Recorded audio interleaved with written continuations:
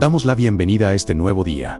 Antes de comenzar con la lectura que Dios nos regala en este día, iniciemos con fe y pongamos nuestras intenciones o compromisos con Dios y en los comentarios, para orar los unos a los otros, por la señal de la Santa Cruz, de nuestros enemigos líbranos, Señor Dios nuestro, en el nombre del Padre, del Hijo y del Espíritu Santo. Amén. Escuchemos el mensaje del Evangelio de hoy.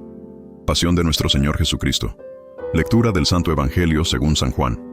Capítulo 18, versículo del 1 al 19 y 42. Gloria a ti, Señor. En aquel tiempo, Jesús fue con sus discípulos al otro lado del torrente Cedrón, donde había un huerto, y entraron allí él y sus discípulos. Judas, el traidor, conocía también el sitio, porque Jesús se reunía a menudo allí con sus discípulos. Entonces Judas tomó un batallón de soldados y guardias de los sumos sacerdotes y de los fariseos, y entró en el huerto con linternas, antorchas y armas. Jesús, sabiendo todo lo que iba a suceder, se adelantó y les dijo: ¿A quién buscan? Le contestaron: a Jesús el Nazareno. Les dijo Jesús: Yo soy. Estaba también con ellos Judas, el traidor.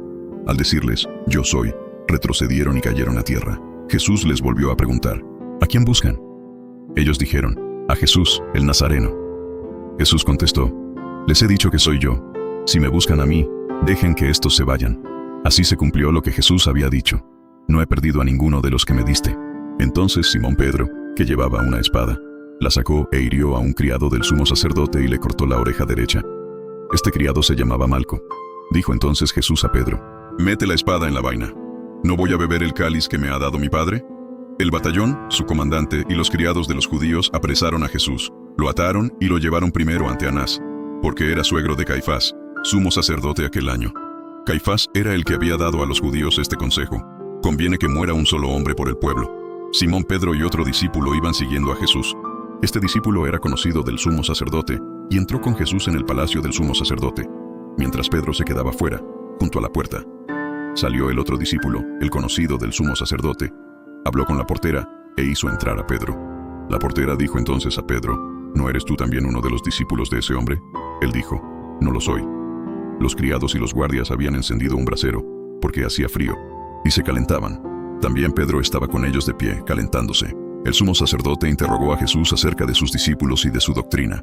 Jesús le contestó: Yo he hablado abiertamente al mundo y he enseñado continuamente en la sinagoga y en el templo, donde se reúnen todos los judíos, y no he dicho nada a escondidas. ¿Por qué me interrogas a mí? Interroga a los que me han oído sobre lo que les he hablado. Ellos saben lo que he dicho. Apenas dijo esto, uno de los guardias le dio una bofetada a Jesús, diciéndole: ¿Así contestas al sumo sacerdote? Jesús le respondió: Si he faltado al hablar, demuestra en qué he faltado. Pero si he hablado como se debe, ¿por qué me pegas? Entonces Anás lo envió atado a Caifás, el sumo sacerdote. Simón Pedro estaba de pie, calentándose, y le dijeron: ¿No eres tú también uno de sus discípulos? Él lo negó diciendo: No lo soy. Uno de los criados del sumo sacerdote, pariente de aquel a quien Pedro le había cortado la oreja, le dijo: ¿Qué no te vi yo con él en el huerto? Pedro volvió a negarlo y enseguida cantó un gallo.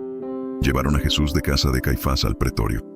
Era muy de mañana y ellos no entraron en el palacio para no incurrir en impureza y poder así comer la cena de Pascua. Salió entonces Pilato: ¿Eres tú el rey de los judíos? Jesús le contestó: ¿Eso lo preguntas por tu cuenta o te lo han dicho otros?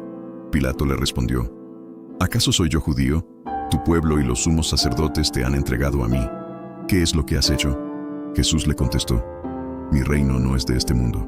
Si mi reino fuera de este mundo, mis servidores habrían luchado para que no cayera yo en manos de los judíos. Pero mi reino no es de aquí. Pilato le dijo: ¿Con que tú eres rey? Jesús le contestó: Tú lo has dicho, soy rey.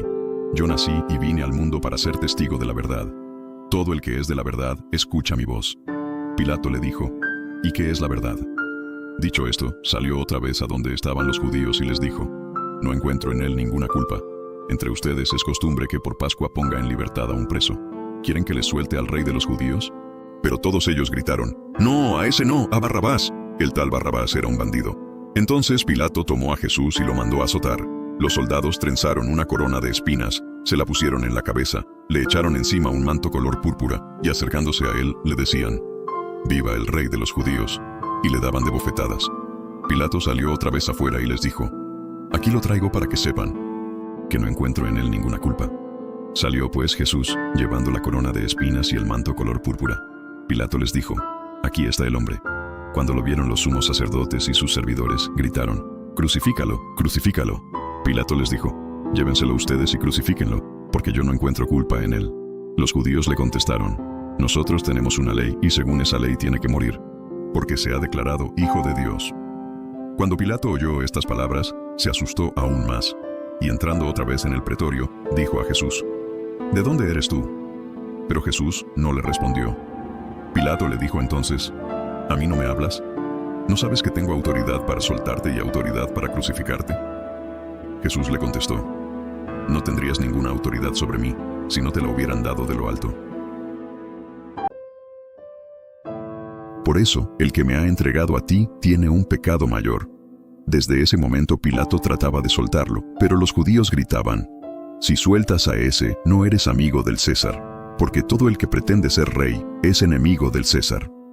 Al oír estas palabras, Pilato sacó a Jesús y lo sentó en el tribunal, en el sitio que llaman el Enlosado, en hebreo Gábata.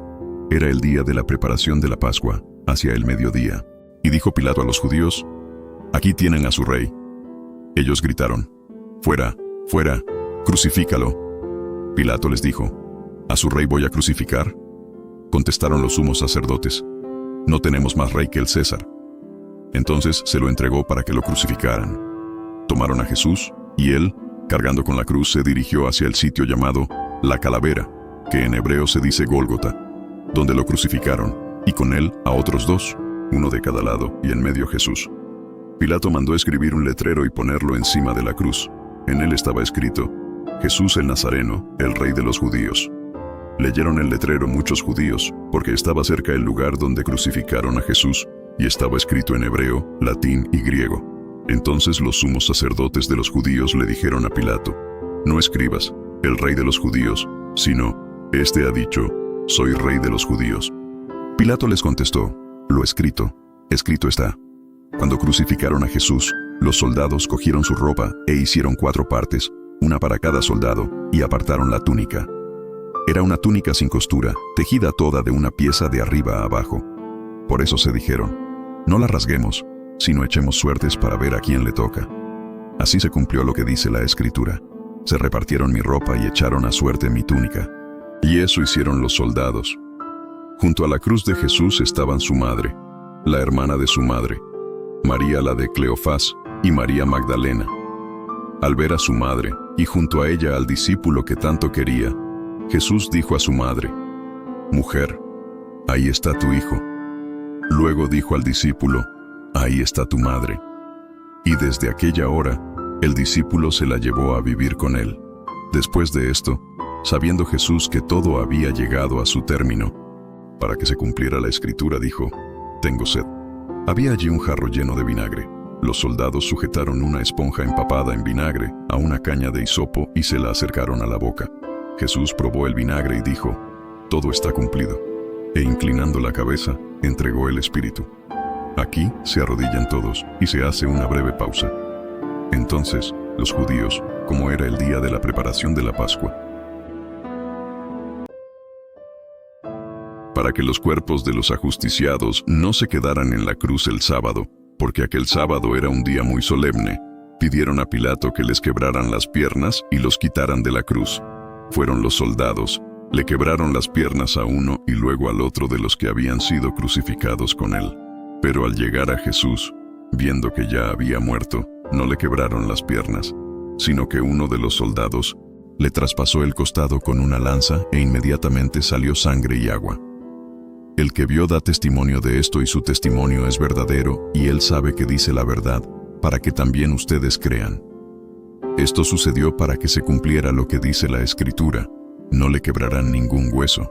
Y en otro lugar la Escritura dice: mirarán al que traspasaron. Después de esto, José de Arimatea, que era discípulo de Jesús, pero oculto por miedo a los judíos, pidió a Pilato que lo dejara llevarse el cuerpo de Jesús. Y Pilato lo autorizó. Él fue entonces y se llevó el cuerpo. Llegó también Nicodemo, el que había ido a verlo de noche, y trajo unas 100 libras de una mezcla de mirra y áloe. Tomaron el cuerpo de Jesús y lo envolvieron en lienzos con esos aromas, según se acostumbra enterrar entre los judíos. Había un huerto en el sitio donde lo crucificaron, y en el huerto, un sepulcro nuevo, donde nadie había sido enterrado todavía. Y como para los judíos era el día de la preparación de la Pascua, y el sepulcro estaba cerca, allí pusieron a Jesús. Palabra del Señor. Gloria a ti, Señor Jesús. ¿Desde qué mirada suelo contemplar la cruz? ¿Desde el sufrimiento y el fracaso, o desde el amor que se entrega? ¿Hay aspectos de mi fe que todavía vivo en secreto, como Nicodemo o José de Arimatea? En una sociedad donde la fe no siempre es comprendida, ¿qué me ayudaría a ser testigo con mayor libertad y serenidad? ¿Qué cambia en mi vida cuando descubro que incluso en los momentos de oscuridad, Dios puede estar revelando su gloria?